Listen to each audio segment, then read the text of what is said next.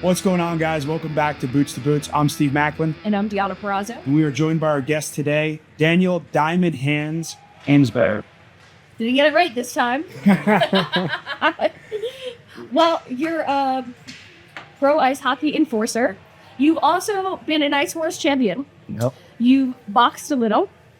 You played lacrosse. You worked on Tugboat. Is there anything you don't do? I've been around a lot in the last few years. Pro lacrosse, pro hockey, pro tough man. So I've Pro tough man. Well, it was boxing tough man. Oh, okay. It was categorized as I would say all the sports are pro. Yeah. And I thought you were calling yourself a tough man. No. So I mean, I guess it's all got one thing in common. I guess. Yeah. It's back to the fights, but yeah. That's awesome. But you left hockey. Let's get into that first. In 2014, Yeah. and you did go and work on a tugboat Yes. in British Columbia. What made you want to do that? What was that transition like for you coming out of hockey? And, how did you transition back? I mean, it was just going through things in life, regular things people go through, tough time, and just couldn't play anymore. Finished playing the game, went to the tugboats, and honestly, I found like it was a pretty cool job for like ex-athletes. It was very difficult. It was, I don't know if you've ever seen the guys on the rolling logs on the water. So that's what I would do. I'd be running out with spike boots and essentially logging on the water. So got into that, and it was nice because, everybody out there is pretty much athletes, and did that for a lot of years. And then Ice Wars is the thing that kind of came about. I went into the tournament, and when I won Ice Wars, my phone started ringing to play hockey again. And at this point, I'd been retired for 8 years, and here I am, going into my 4th year out of retirement now. So. That's awesome. Is there something like specifically you took from playing hockey before the tugboat that you could kind of use to transition and, kind of get ahead faster? Like at work? Yeah. I would just say, like, honestly, like, I feel like I've progressed and I got hired quick just with like the social stuff that I got, the social abilities that I got from hockey, and then obviously like athleticism, and then the mindset of like being a hard worker kind of got me in right away. And it was a great job. And like I said, it's one of those things, there's a lot of athletes there. And I think that's why a lot of guys get the mindset from sports and stuff like that. But yeah, I think that probably helped me the most. Yeah.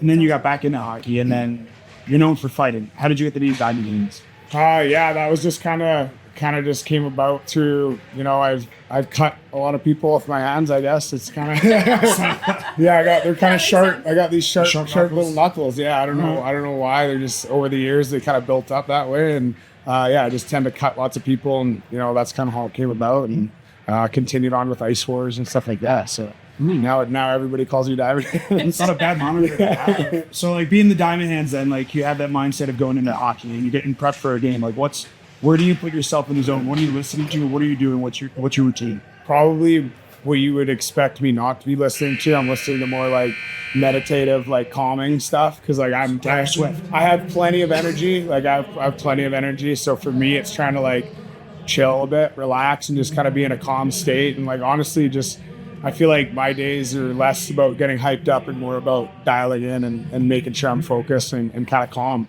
And that's kind of, I'm the same way when I fight. I like to be, as soon as I get panicked and energetic is when I make mistakes. So trying to find my calmness. So. Wrestling was the same way. We were talking about this off camera a little bit ago, and it's like for me, the like 10 minutes before I go through the curtain is like I'm over in the corner praying, and just like want to get into that meditative state where I'm like, I'm in control, I got this, and like reinforcing confidence in myself and things like that. So it's funny. I'm the complete opposite, because I'm in the corner puking.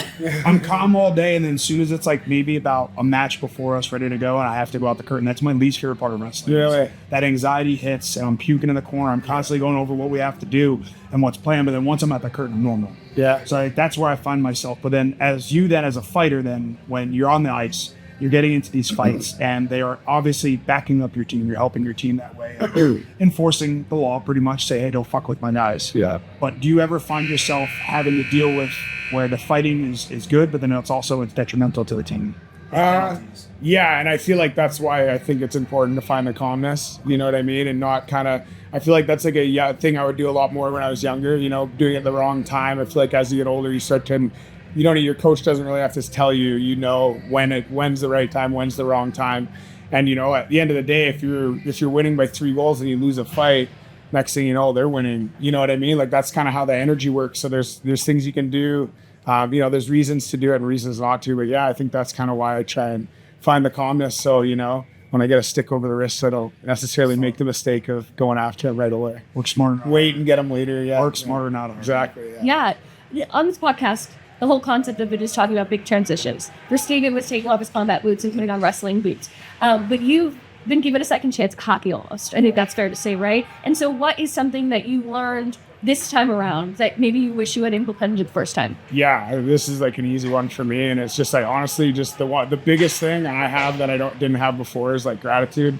Just gratitude and just like enjoying every moment of it. Like I was away from the game, so I missed it. Like, I don't think there's a ton of people that have done like what I've done in that sense where I missed the game. Like, I went through like years of really difficult times of like not even be able to walk in a hockey rink because I'd like get sad because I missed it. Like, that was like that was my identity. And like, I would choke up going into an arena. And so being able to come around and kind of come back and do it as like now the veteran guy coming into the room, and I'm now the guy that's always telling the young guys, I'm like, man, like, we're on the bus, guys have been complaining about the bus trips and the travel, we're sitting playing cards. I'm like, boys, put your phones down. Like, this is what you're gonna miss. Like, you're not even thinking about on the ice. You're missing the bus rides and the grinds where you're all together. Maybe your plane got canceled and you're playing cards or whatever, like, you know, just hanging out and just stuff like that in the dressing room and conversations in the back.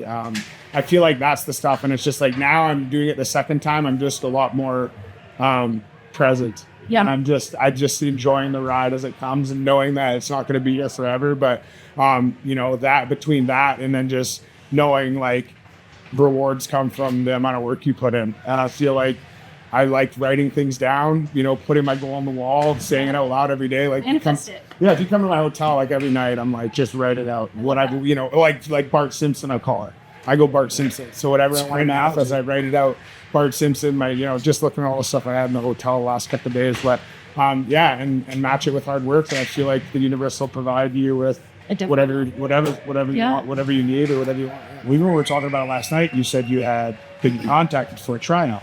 Yeah, I'm not gonna say by whom, just because we don't know how that would go. But like, I know you're trying to get in the world of pro wrestling. Like, where's your mindset with that? Yeah, I mean, it's just funny because we talk about manifesting and like, I wouldn't say it was something that was like in the front of my mind for the last, but it's since I was a kid. Like, I feel like that's got to be a common thing for a lot of people that watch wrestling. Yeah, like I grew up watching the Attitude Era. Like, you know, I was a huge wrestling fan, and like, it's funny because my wife, when I talk to her now about, she was joking around because the first time I met her, she's like, "Oh, if you could do anything, what would it be?" And I was like, pro wrestling. And she was like, "What? What are you talking?" Like, she couldn't believe it. That's awesome. So now that full circle, we're kind of in this point where, you know, I might be able to get back or get into that realm at some point, at least test the waters.